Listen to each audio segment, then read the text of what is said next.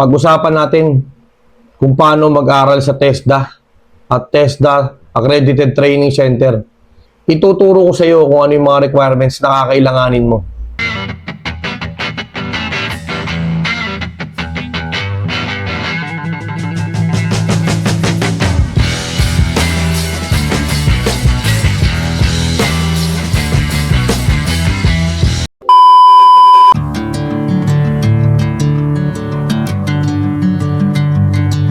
Kamusta mga boss? Ngayon naman, pag-usapan natin kung paano mag-aral sa TESDA at TESDA Accredited Training Center.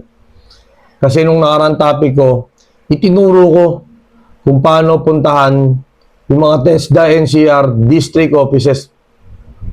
Doon ka kasi mag-i-inquire para sa available na scholarship program. Katulad yan sa TESDA Camanaba, Manila, Quezon City, Pamamarisan, Pasmac, at Monteparlas Tapat. Ngayon naman, ituturo ko sa iyo kung ano yung mga requirements na kakailanganin mo. Unang requirements, birth certificate or PSA na magpapatunay na ikaw talaga yung taong gustong mag-training. Pangalawa, high school or college diploma. Pangatlo, barangay clearance or NBI clearance. Kailangan kasi wala kang record eh. Delikado, mahirap. Ihahalo ko sa iba-ibang tao, magti-training ka. Pang-apat, photocopy ng valid ID mo. Pipirmahan mo ng 3 sa gilid or sa ilalim. Pang-5, latest ID. 2 piraso na 1x1 picture.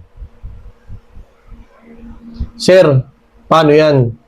May trabaho ako ng Monday to Friday. Hindi ako pwedeng umabsent. Oh, no!